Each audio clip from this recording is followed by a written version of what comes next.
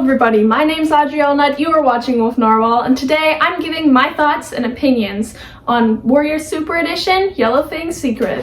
So a little bit of a background.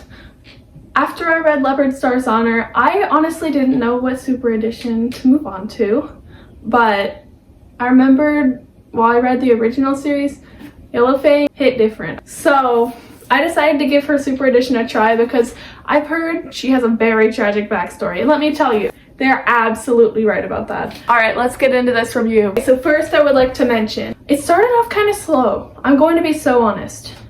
I thought I had trouble getting engaged the first little bit of it because it was just your basic, oh, I was young, then I found out something was special about me, blah, blah. But then, little bit into it, the reader learns that Yellowfang actually does have something quite special going on with her. And I'm really glad that they actually delved into the reasoning and why she had to be a medicine cat. And it not just being a, oh, you're destined to. No, she wanted to be a warrior, but she wasn't able to because of her difficulty, aka her power. That is not a spoiler because you have no idea what I'm talking about. But one thing I would like to point out though is that later it was proven that she could actually avoid the usage of her power, but by that point she was so into medicine cat training that she wanted to be a medicine cat anyway. So the story progressed and things got ugly. So I would like to point out, this is probably one of my favorite Super Editions alongside Blue Star's Prophecy. I just love a good tragedy. I'm gonna be honest though, this is probably one of the best written backstories in all of Warrior Cats. Hot take, Yellowfang went through some hot crap. I'm talking brutal. Some parts of this story are comparable to world history class when you learn about the terrible things humanity has done. Broken Star is not a character to play with, and definitely not a character to birth, which Yellowfang did. And she suffered the consequences that she couldn't control. She literally could not control the treachery she brought into the world because she didn't know it was going to be treacherous until it was too late. Some points of this book made me feel genuine despair, but in a way that makes me love the book because the way emotions were brought out of me as a reader, the different methods used were so well done. So applause. I felt horrible at some points to this book. I would also like to mention, not only does this book make you really love Yellowfang, because she went through some crap and she just came out as that strong diva grandma character in the original series. Mwah, brilliant. It also makes you appreciate some slightly mentioned in the main series characters, Night Star and Running Nose. So Running Nose is Yellowfang's apprentice in this because, oh my gosh, Running Nose is the medicine cat in the first series. I wonder who was his mentor. It was definitely Yellowfang. And it was really cool to see how she mentored him and how much he stuck up for her. Even in the grimmest parts of this book, even in the grimmest part of this book, he was with her, he supported her while no one else did.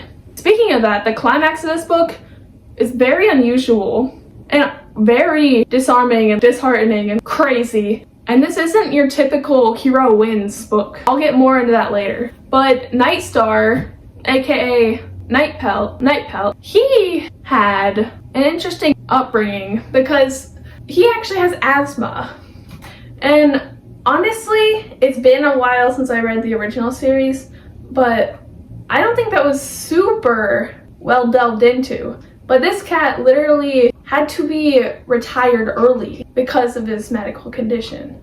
But then he became leader after the worst one of the worst Shadow Clan leaders ever. Some good character definition. Very nicely done. So I will point out, this book will make you not like Broken Star 1,000 times more than you already didn't like him. And if you liked him, yay for you! You support a child murderer. I will be honest though, the ending is so well done, but equally as infuriating as to what happens to Yellowfang. But it does have a sort of passing it off to the main series approach, which I think is really cool. Not many books do that, but given this is supposed to be standalone, I guess you either read the main series after, or you've already read it like I have. So it's just a hinting. You don't have to. It's just the last little bit of the last chapter that hints into Firestar meeting her, Firepaw meeting her getting introduced to ThunderClan and stuff. So also I would like to mention Yellowfang gets treated horribly at the end of this book.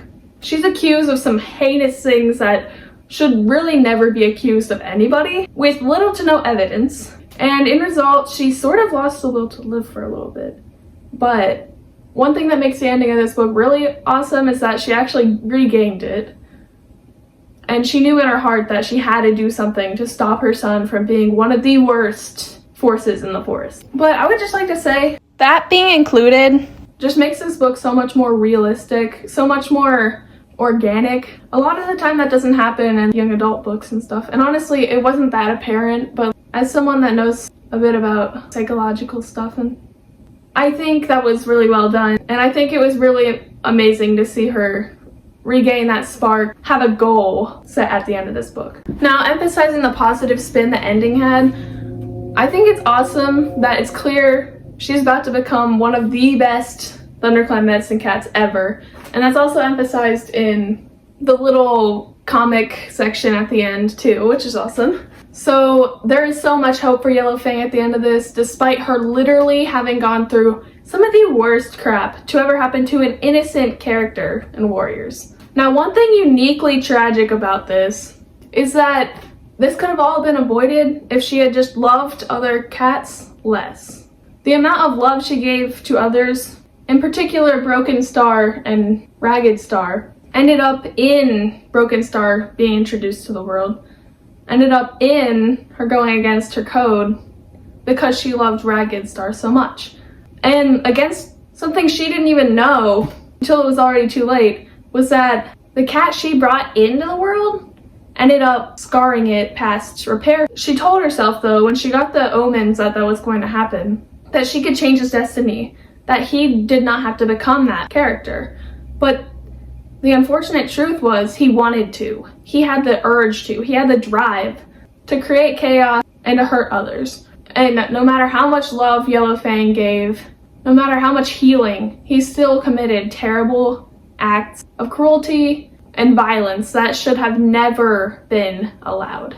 Also, I like the little detail that Yellowfang gives up on StarClan for a little bit, just like Blue Star kind of did. But similar in both their cases, they found closure, and Yellowfang's story arc from that moment continued, and she became the coolest diva of all medical warrior cat grandmas. And unfortunately, Blue Star found that at the end of her life, but I love you, Blue Star. Overall though, this tragic read has to be a top experience for any seasoned warrior cat fan, or anyone that would just like a good tragic story to then lead into the original series, which is also really good. Might want to check it out. But I'm guessing if you're watching this, you've already read that. Anyway though, I think that was a great book. 9.5 out of 10. Justice for my girl Yellowfang, but also she had it coming, but also she did not.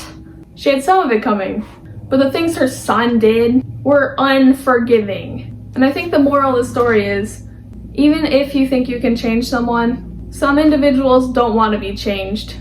And all they want to do is leave a mark, even if that means leaving the worst mark. That's my review of Yellowfang's Secret. Thanks for watching, and I'll see you in my next video if I decide to make a next video. Bye!